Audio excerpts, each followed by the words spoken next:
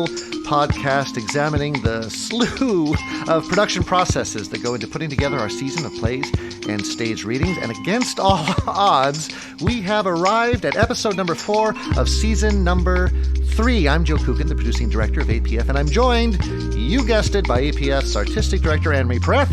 Hi there. And today we are thrilled to be talking with actor slash playwright slash storyteller slash Tim Crouch, the author of our second main stage show this season, An Oak Tree. Tim, I'm going to record a fawning sycophantic intro for you later, I promise, mentioning My Arm and Adler and Gibb and the I Plays, I Malvolio, I Banco, I Caliban, and the BBC series Don't Forget the Driver and all that other stuff. But you're in New York right now at the International Fringe Encore Series, and I bet you don't have a lot of time, so thank you so much for spending a little bit of it with us. It's my pleasure. It's a pleasure. I don't want to jump in at Oak Tree right away.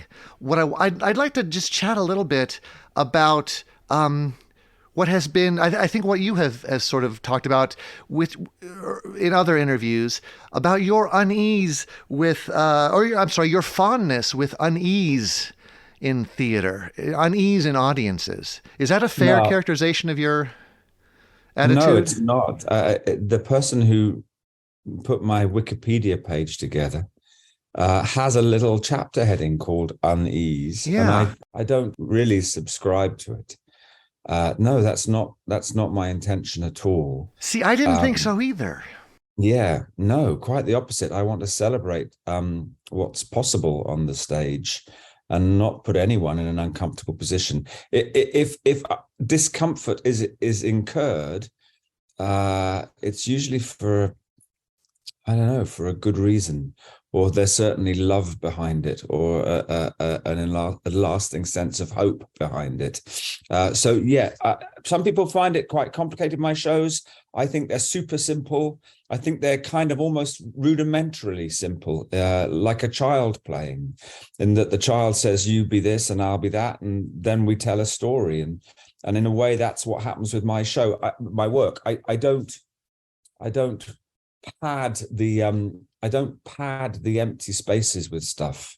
I suppose that's possibly why I might be conceived as being diseaseful. Empty space is good for me. I love space. I love a moment where an audience comes together. I don't ever feel the need to sort of patter and fill and provide bright lights and sparkly costumes, because I think that's slightly infantilizing, really. I'm excited by an audience coming together with actors coming together and an exercise being undertaken in fiction, in narrative, in imagination, a sort of collective act of imagining. And I suppose some people find that really difficult. And my mission in my work is to reach those people and go, hey, it's really fine. You know, it's funny. I read that description of your interest in unease, and I thought that seems kind of bullshit to me, because one of the things that I've discovered in working on An Oak Tree and just looking at the text, I mean, we've had conversations before, Tim, you and I, and we talked about the need to care for the second actor. We spent a lot of time, and we've been spending a lot of time in rehearsals. I know this is a great interest of yours, in making sure that everything is geared towards letting the second actor succeed. And it's been my experience now in just looking at the text and going through this play that you also you take a great amount of care to make sure the audience succeeds too in understanding what's happening. Yeah, to some degree, the second actor in An Oak Tree is a representative of the audience. So the act of care to that second actor should extend out to the audience. Because the second actor steps out of the audience at the beginning of the play, the second actor doesn't know the play, and I imagine the audience won't know the play. So the second actor discovers the play at the same time that the audience are discovering the play. In the past, I've suggested that the second actor is like the audience's avatar to some degree, is that they are a sort of physical manifestation of what's happening in an audience's head. And so these are all considerations as much about the audience as they are about acting. But yeah, fundamentally, I think it's important that an actor doesn't go into the act of acting thinking about themselves. And there is a kind of there is an emphasis in certain drama trainings really to think about yourself, to exploit your traumas and mine deeply into your past. I don't think I'm interested in that kind of stuff. I think the most important people in the theatre building are the audience, not the actors. I think we've got a little out of hand in terms of how we lionize and sort of deify actors. I love actors. I am an actor, but I don't want that praise heaped on me, because I think that stops any kind of discussion happening. So yeah, the audience are number one priority, I think. And my plays might not always feel like they're caring for an audience, but actually I think fundamentally they are. And the process of care that extends from the audience extends into the second actor as well. Yeah, a lot of our actors, our rehearsal actors, are coming in pretty nervous. And one of the jobs that Joe is doing so successfully, especially with the notes that you've provided, is we make it very clear to them that we're there to take care of them. And then after they have their experience, many of them have expressed that they do feel very well taken care of, and they go beyond that. They go to the extent of saying that they feel as if it is a gift that you've given them. And well, I'm thrilled that they say that. I would like to think it's my dream job, the second actor in an oak tree, and the tragedy of my life is that I can never play it. Yeah, and you've screwed me too. I've screwed I can't do it either. I feel the same way. I've done it, and you did it, really? Well, I mean, sort of. I had to do it 4 times, so the second, third, and the fourth time don't really count. But the purpose of me doing it was to help Joe get off book, because there's a huge amount of information that he has to get into his body. And I have to say that when I was going through it the first time, I was really surprised about how open I felt during certain sections of the text. That it really caught me off guard how emotionally connected to Dawn and Marcy and to Andy. And I was like, is this some sort of voodoo magic that Tim has created? How did he do this? Well, that's a good question, Tim. How did you do that? I contacted a voodoo witch doctor. You guys have all the resources in England. No, sadly, I didn't. Oh God! Well, it's a relatively early play in my writing life. Your second, yeah? My second for adults, yeah. There were a couple of other plays written for young people around that time. Nothing after the first play got written, nothing is simple, because every play subsequent to the first play is in a relationship with the previous play and the previous play. So the first play was a play called My Arm, which is a sort of fake autobiographical story about me living with one arm above my head until I die, told with absolute authenticity, not in any kind of performative way, just as a sort of, I suppose, a performance as a storyteller, speaking personally in the first person. But in that play, I take objects from the audience and select them entirely randomly, and those objects selected randomly represent the characters in the story, really. And there are other moments in that play where I present an idea of being which is at variance to what the audience is seeing. So, for example, I present an idea that I got one arm above my head. I never raise my arm above my head in that performance. Never, ever, ever. I suggest that I've had a finger amputated, and I do that by showing them the finger that I haven't had amputated.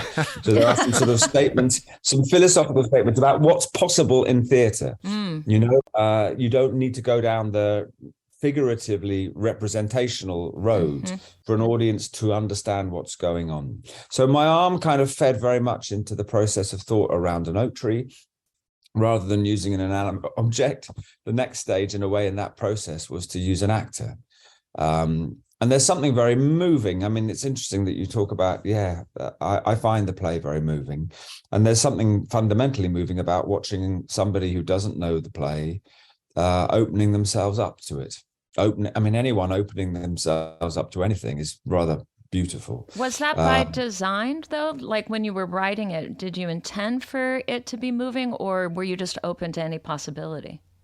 Hey, I'm writing a play about a child who's been killed and a father whose life has fallen apart because of that act, and because his wife and other child are about to leave him. I have not shied away from emotion in the story, and I feel it's really important that the story should have an emotional heart. To some degree, ideas are transported most effectively through emotion.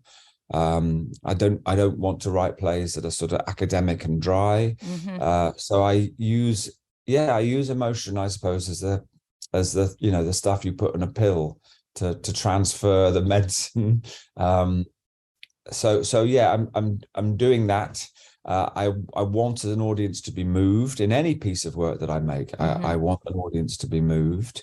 I suppose I hadn't thought through clearly how moving it might be to see someone kind of lost on stage. And again, it's that big thing. It's a big ask in a way for a second actor to come on with nothing. It's also, to some degree, I have to sort of question that. It's like I said, it's a dream thing for me. I would love to do that. I think I became an actor because I didn't know, what it would give me. And I tried to be open to what it gives me. And I'm trying to find that same sort of wonder in a way, and unknowingness with an oak tree, with the second actor in an oak tree. And I'm working really hard as the hypnotist in the play to enable that actor to feel secure and supported and successful, so that they can then be free. Because I know that as soon as they start to sort of have doubts or anxiety, then immediately their defenses will clamp down. So yeah, my job is to laud them, to raise them, so they can go to places where they might not normally go. So we've been talking about an oak tree a little bit, but I don't know that we've really described it for our audience members who may not know what the heck we're talking about. And I just want to quickly, because I'm going to ask you to describe it, Tim, describe the play sort of writ large. But I do have to tell you that as I describe the play to some of our audience members, and I suggest that, yes, every second actor, every performance is different. It's a new person who has not seen and read the play. I get a lot of sort of winks and nudges from audience members and say, yeah, but are they really like this is some sort of fake device that we're putting out there, pretending that these people are brand new to this moment. So I don't think they all believe me when I tell them that is exactly what's happening. Can you just describe the play writ large and that specific device? Yeah. In the hope that prospective second actors aren't listening to this. Yes, we're going to put a big disclaimer up that they are not allowed to listen. There's been a lot of disclaimers in advertising and lots of contracts written. It has been a neat trick to try and advertise the play, and making sure that there are at least 15, 16 people who are not allowed to look at it. Yeah, I mean, let's not big ourselves up. There are loads of people who haven't got a clue about this play, and they're the people so the show is a story. It tells the story about two men meeting 3 months after the death of a child. One of the men is the man who was responsible for the death of that child. He was driving his car. The girl was 12. She was listening to music. She stepped into the road and she was struck by the car and died. That man is a stage hypnotist. That's his business. He's a stage hypnotist. And the other character in the play is the father of that girl. And in the 3 months since the girl was killed, he has transformed a tree next to where she died into his daughter. So she's more physically present, I think, in the form of that tree than in a way she ever was when the girl was alive. It's much easier sometimes to have an idea of something than the reality. I think as a father, maybe he existed on a sort of ideological version of fatherhood. But now he stays by that tree. She's physically present, but in the form of that tree.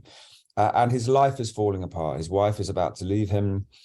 He then sees a poster for a stage hypnotist show. He recognizes the name of the stage hypnotist. So he volunteers for the show. And that's the beginning of the action of the play. So a man volunteers for a stage hypnotist to act. The stage hypnotist doesn't know who that man is because the father didn't go to the funeral. The daughter was more present dead than alive, appallingly. And so the hypnotist in the 3 months since the accident has lost his ability to hypnotize anyone. I mean, crudely, I'm using hypnotism as a sort of metaphor for art. The artist has failed in the 3 months to create any piece of work that it has conviction for an audience. But here it's stage hypnotist. So he's honoring old bookings is the phrase. He goes around the country, he performs, he tries to get volunteers to submit to his hypnosis, and they fail. They all fail because in the 3 months since the accident, he has lost his ability. And apart from this one guy who walks up on stage, the hypnotist doesn't recognize him. And this guy is doing everything the hypnotist tells him to do, partly because this guy, the father, is in this hyper-suggestive state where anything is anything. In a way, they are in a hyper-artistic state. This sounds very kind of conceptual and highfalutin, but it's connected to a real sort of story of loss and grief and searching for solutions. The hypnotist thinks this man who's doing everything he asks him to do is just taking the piss, I suppose, is the expression. And so the hypnotist decides to punish this man in the worst possible way imaginable. And then there is a sort of denouement, sort of like 1/3 of the way through the play, where the hypnotist realizes who it is. And then they work together to try and help each other. That's the story. And it just happens to be that how this story is told is that the actor who plays the father in the story of An Oak Tree is always performed by an actor, male or female, any adult age, color, gender, race, anything, who doesn't know the play. And so there is this parallel in the play between a character who is lost in the world, played by an actor who is lost in the world. The form and the content kind of speak to each other in that way.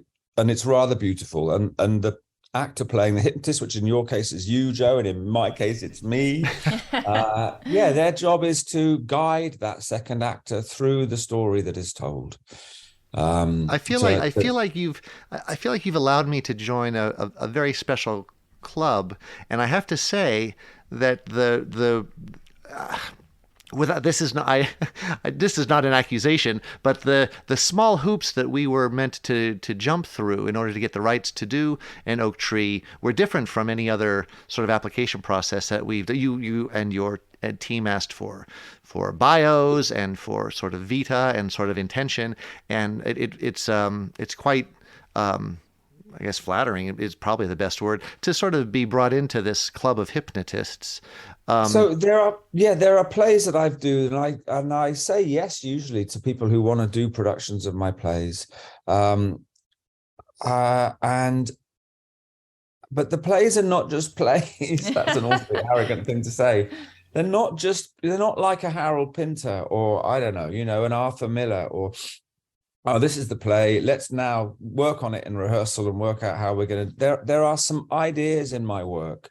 And so I always say to my agent who looks after sort of productions elsewhere, could you please ask them to get in touch with me? Whoever's doing the show, could you please, at some point I won't be around and then, but I need to have a conversation with whoever's working on my work.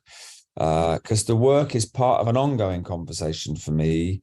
I don't feel An Oak Tree is past. I'm about to go into a sequence of performing it actually in this year in Europe and around. So it's still very much present in my head.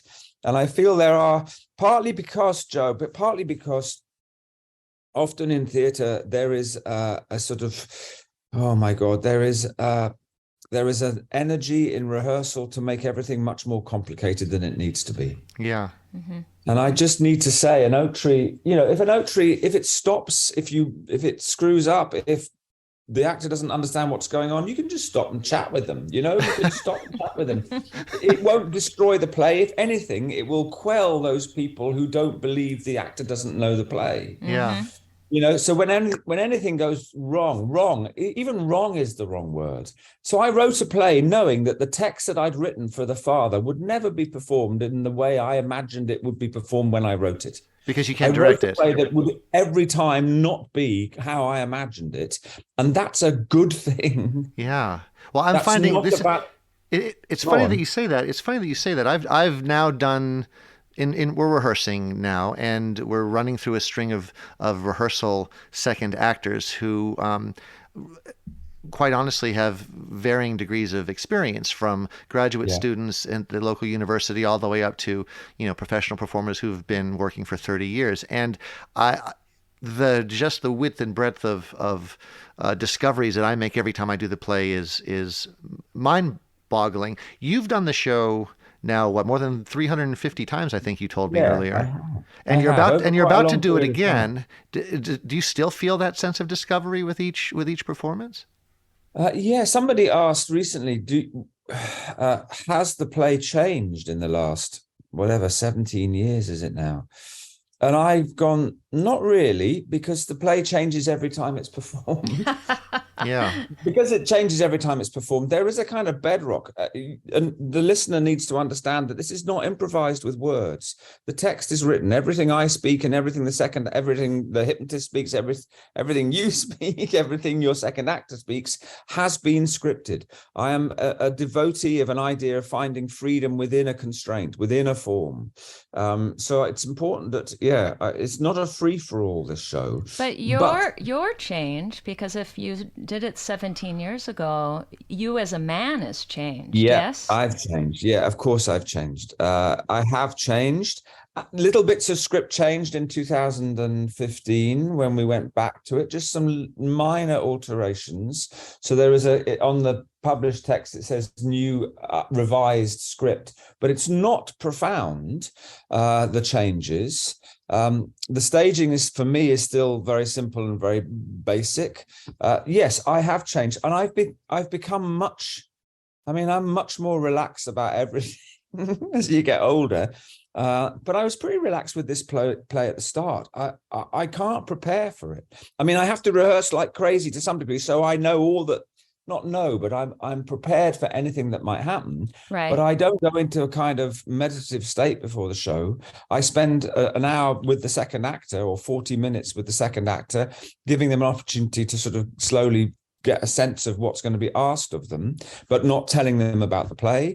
That's a really good warm-up for me, because I'm focused on somebody else, not myself.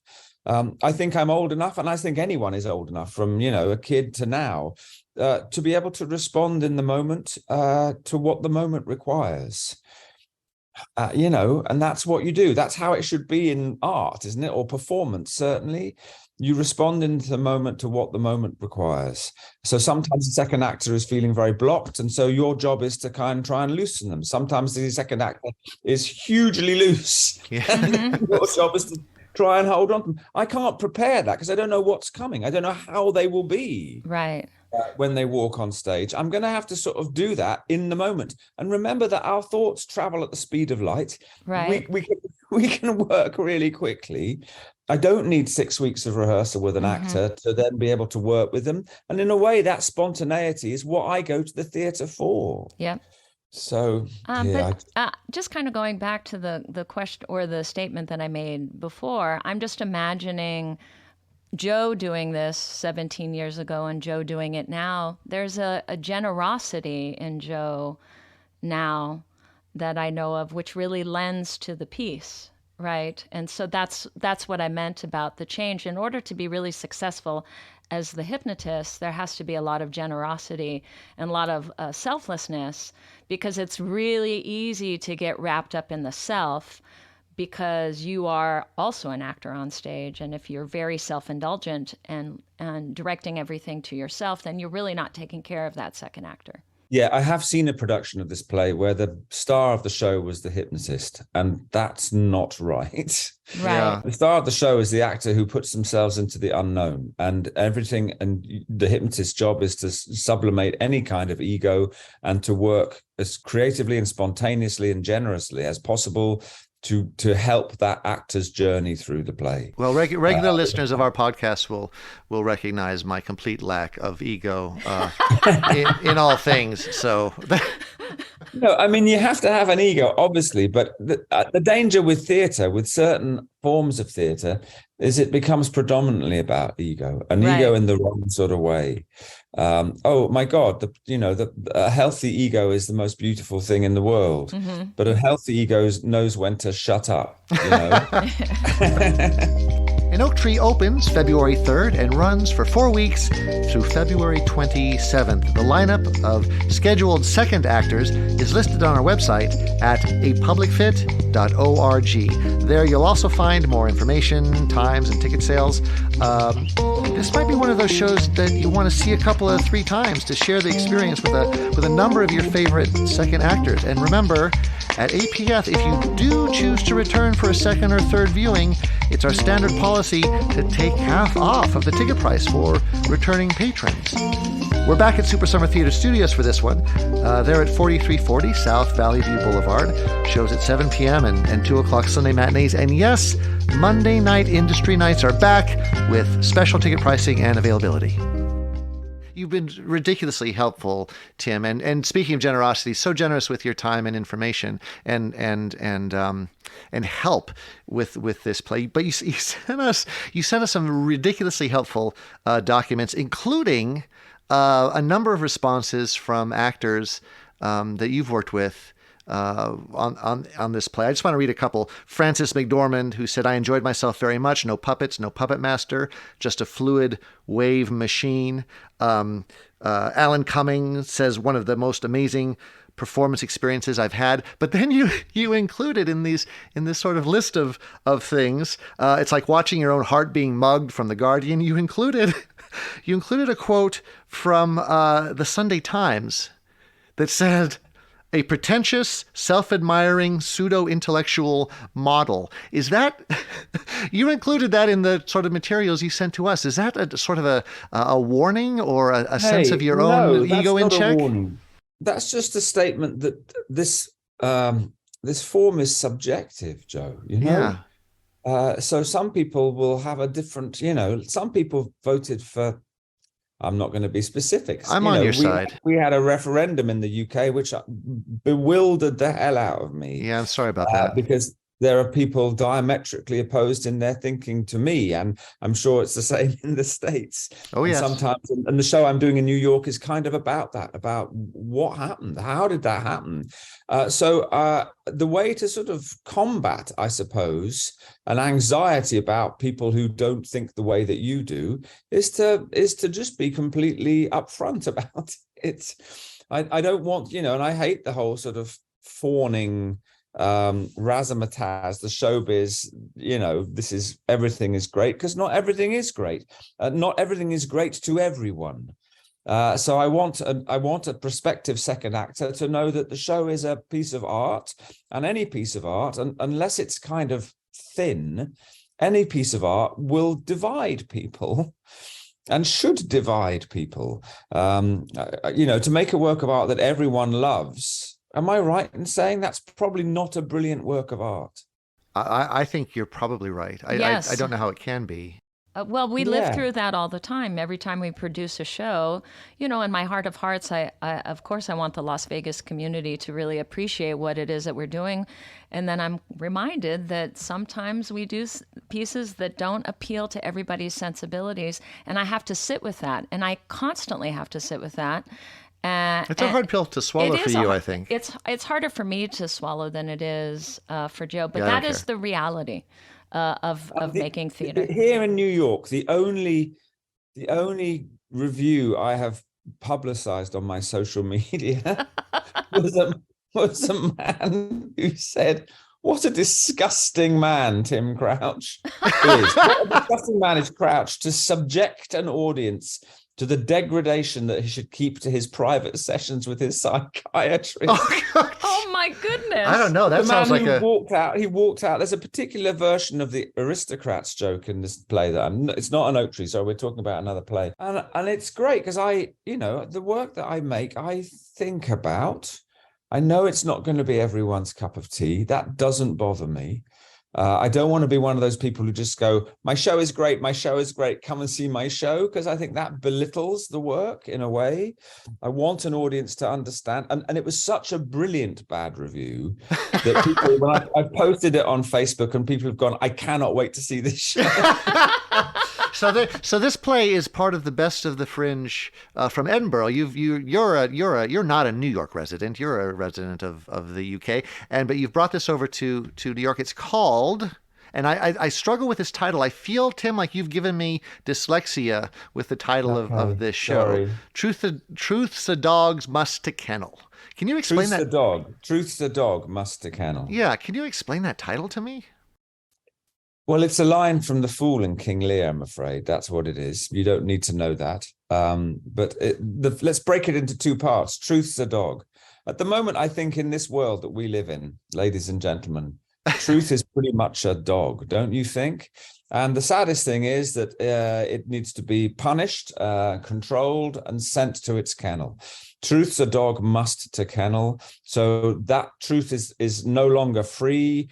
Truth is no longer simple. Truth needs to be disciplined and sent to its kennel. So it's a line just that spills out of The Fool in King Lear, and the play that I'm doing in New York is a kind of meditation slightly on the idea of, well, you don't need to know it again with this play, but the Fool in King Lear leaves halfway through the show. He just leaves. It's a very weird thing.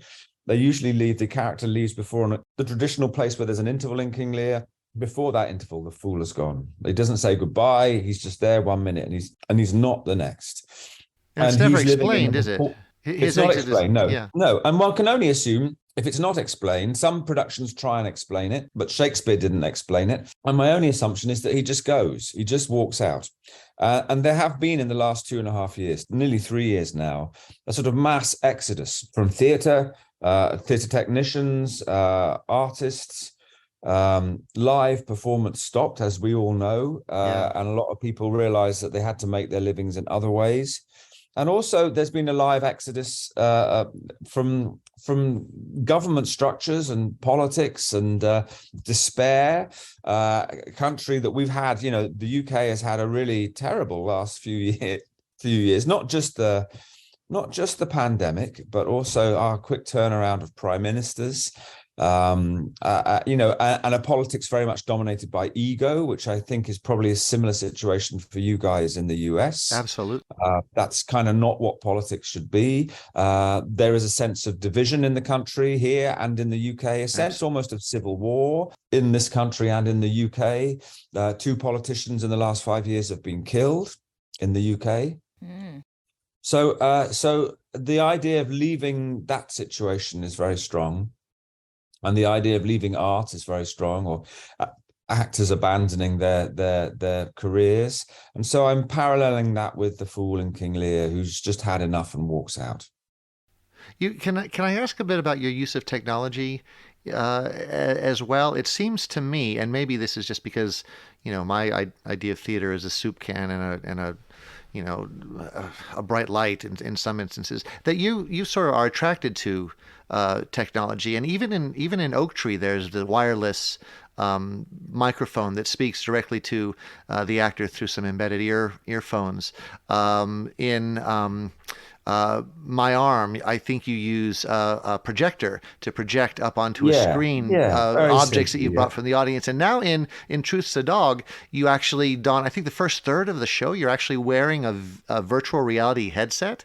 Am I wrong in saying you're attracted to technology? Yeah, Joe, look, what you have to understand with Truth's and Dog, Must Kennel, it is the most analog piece of theatre imaginable. Really? I have a virtual reality headset on at sequences throughout the play, and I say quite early on to the audience that there's absolutely nothing in it.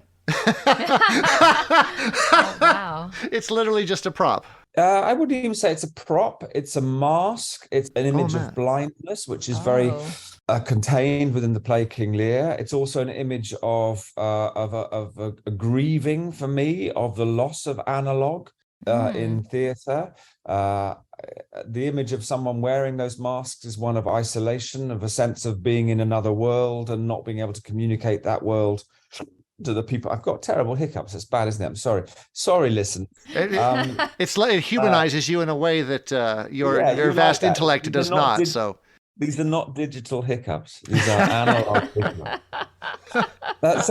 Mostly, in an Oak Tree, there is a microphone. There is a very simple device that enables me to speak privately to the second actor using an earpiece. My arm has some projections. I wouldn't say this is high-end technology. Yeah, but it's something that not all theater always embraces. But you brought up a point that now I want to talk about, because you said that in the first, your first few lines in Truth the Dog Must Kennel, you tell the audience that there's nothing in the headset. You're very open with them and telling there's no illusion there, and you do the same thing I think in Oak Tree. You say, I will not lie to you. You'll see nothing false tonight, nothing phony. Is that important to you? There's a really good question that the second actor is scripted to ask the hypnotist, which is, how free am I? Yeah. Mm-hmm. And the answer to that question is, everything we speak is scripted, but otherwise. And I think there might be a ... or a dash. It's not the end of a sentence, but otherwise, which means that everything we speak is scripted, but otherwise we are free. So I am playing all the time with containment to some degree and ideas of liberation. Mm-hmm.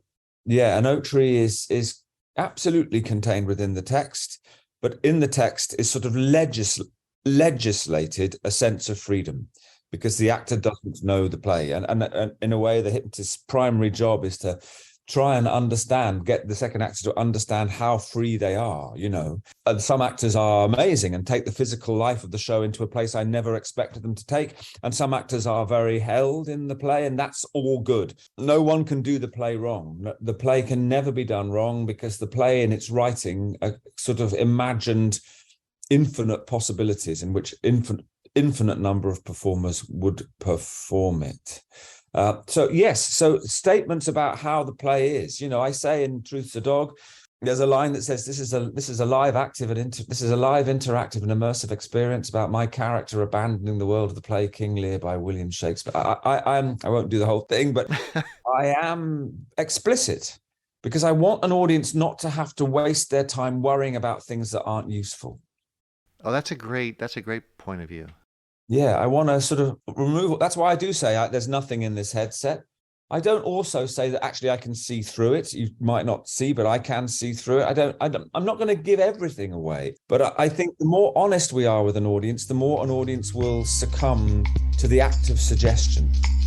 What's coming up at A Public Fit? Well, I'm glad you asked. We've been talking with Tim Crouch about all that is theatrical. His remarkable play in Oak Tree opens February 3rd and runs through the 27th at Super Summer Theater Studios. We're back at the library for our third stage reading of the season.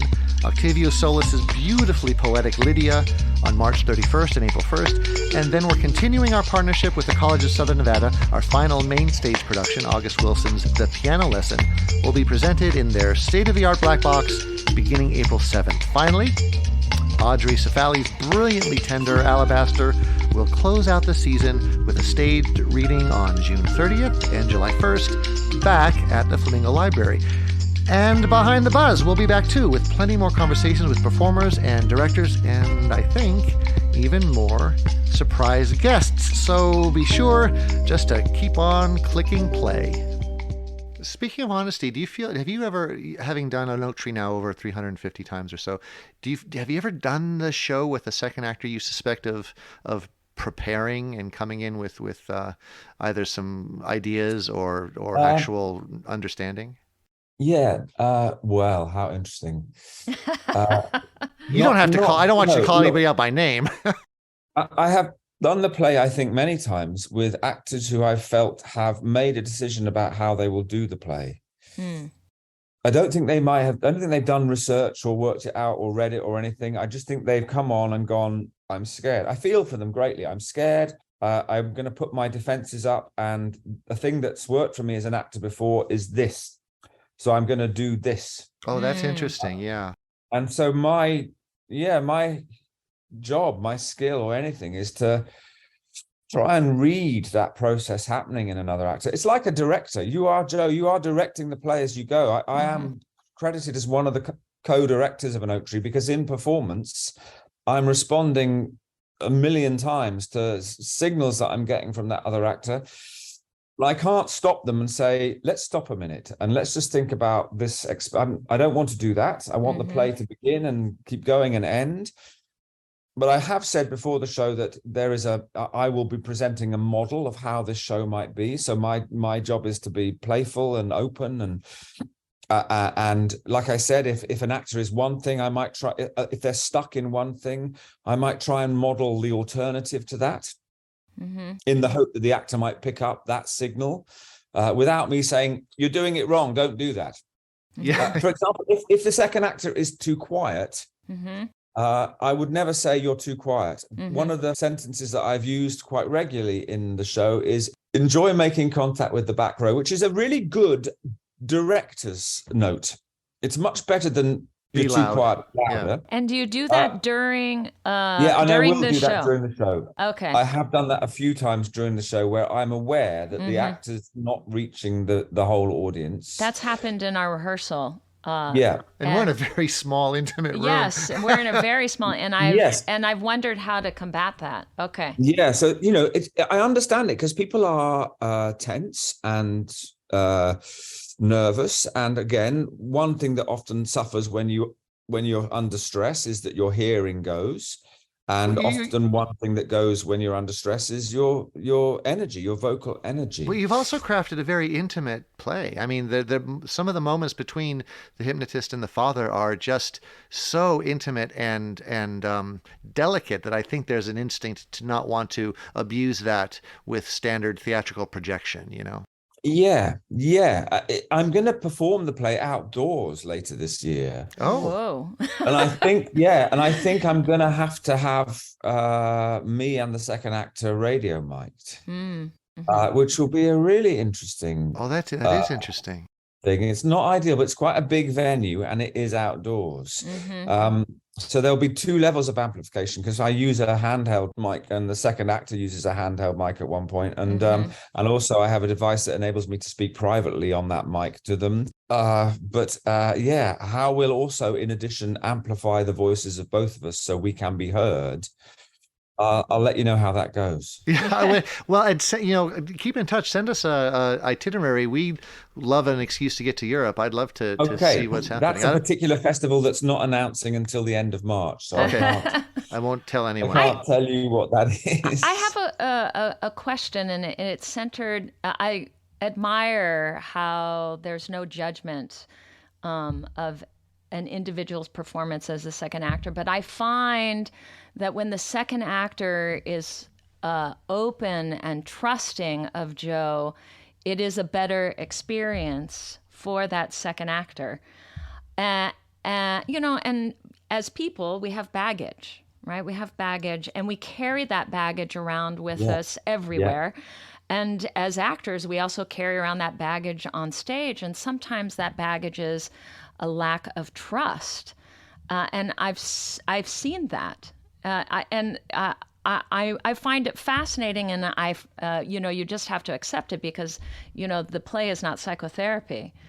But I think trust is an interesting component to the play.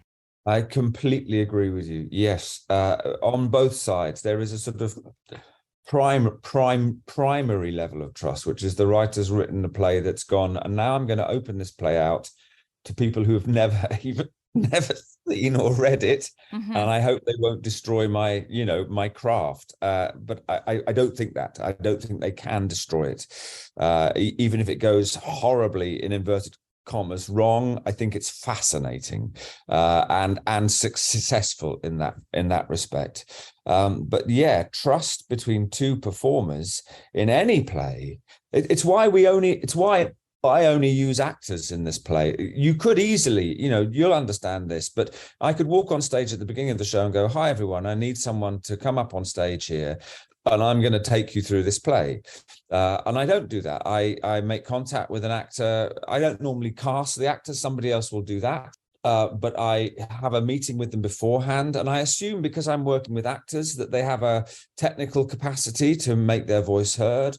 They know that they're going to have to sight read, so I assume as an actor they know that, and as an actor they might be able to be competent as a cold reader, because I don't want to take somebody out of the audience who struggles with reading, who struggles with making themselves heard, because then the play would become about their struggle. Well, there's also a level of talking about trust. There's also a level of trust that that the audience grants as well. The audience is trusting that you're going to present them with something that is engaging and is in fact a piece of theater. The audience comes in ideally trusting that this company is going to offer them something worth the ticket price. I think the audience has to be open as well, guys. That word open doesn't only extend to the actors and the directors and the creative team. Theatre is different from film and television. You don't need to be open watching a film.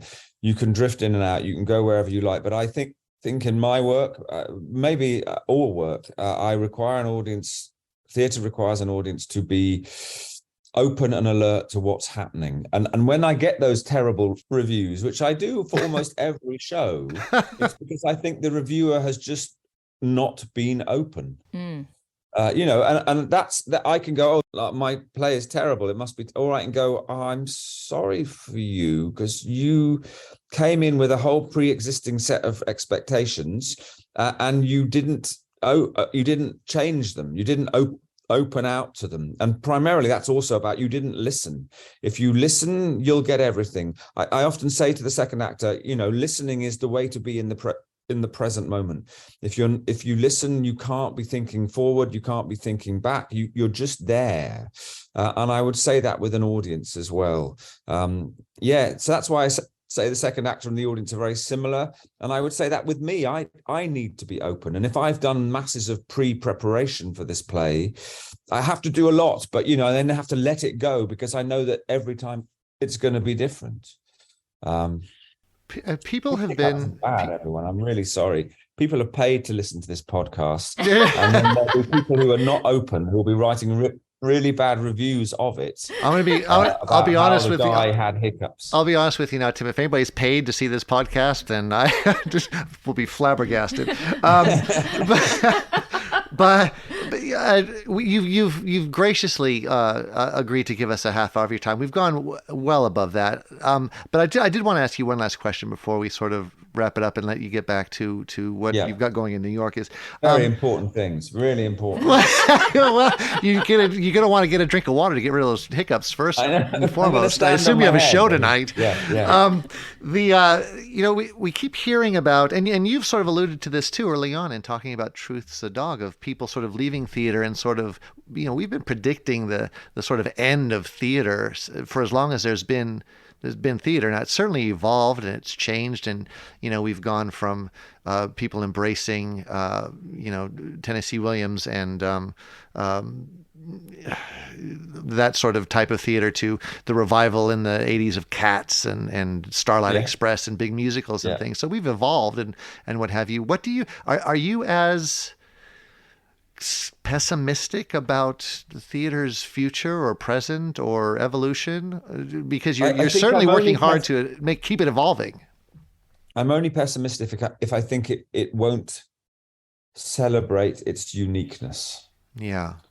By which I mean there is something that happens in theatre that cannot happen somewhere else, that does not happen anywhere else, which is a group of people coming together to think together, to transform together, to see the idea of one thing inside something else, to see the idea of a character inside an actor, to see the idea of a location inside another space. There are these things that happen live with us as a sort of consensual contract. They don't happen with film and telly. I think with theatre as well, you don't need to spend a fortune on transforming the actors. I think the audience will do it. The audience will do it. That's what the audience does. And I'm grieved that the audience is often not given an opportunity to do that in theatre. So because it's not often given an opportunity, I think a lot of people maybe are abandoning theatre because theatre is a pale imitation of a form they can get much better elsewhere. And we have to reclaim its theatre specificity, the particularities of theatre, not be afraid of being hated, not be afraid of it being visual art. Visual art has always stolen the march on theatre. There's no sense that anyone should make a piece of visual art that everyone loves. People are expanding their thoughts around visual art, and still in theatre, there's a timidity. But my work isn't like radical and angry and provocative. And A Call to Arms by Tim Crouch. No, it's not that. It's just, I hope, a reassertion over and over again of what can happen in this place, which is not, pallid versions of televisual realism. Are there plans to write more multi-character shows? You've been focusing in the past few years, it seems, on one-character shows, your own one-man shows.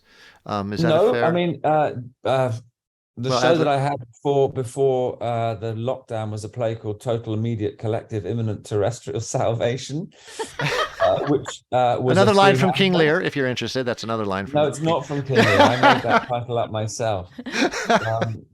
Which is an illustrated play. It's a play that has an illustrated play text, and the audience all have a copy of the play and they read together.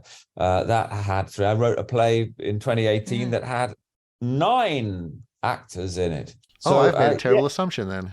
To some degree, the solo work goes out because it's cheap. I hear you. The that's the way actors. Yeah. Yes, it's easier to produce. I came over on a plane with my set in my rucksack. Yeah. And to some degree, that's how I want the show to be. I don't want it to be a materialized show. I don't want the big freight. I don't want all that carne and all that stuff. I want to have as unimpeded a relationship between the performer and the audience as possible. And so that means I tour with very little. The famous costume chest from which everything is pulled and used to create the play. Yeah. Even less. Even less. Even less, Joe. Tim, thank you really so much for your time. I know you have a lot to do in New York, and speaking with us today above and beyond the call, really appreciate it. And again, let me just thank you for our previous conversations and all the help you've given us as we try to do credit to your show. I love the way you talk about theater. I just love it. It's been a wonderful hour. I hope the Truth to Dog will tour. I have this rather extraordinary situation where I now have a 3-year visa, a US visa. To come in and out of the country a bit more, maybe. So come to the West Coast. Don't squander all of your good. Get me to the West Coast. I know. You can come to our theater if okay. This is an invitation right now. Thanks. If we have one. Yes. You will. Think positive. We don't have a venue anymore, so we're renting different venues, much like you are, but we do have a theater company. Much as you implied, we're nomadic. a lot of theaters lost it. We lost our venue last season, so we're renting and moving around a little bit.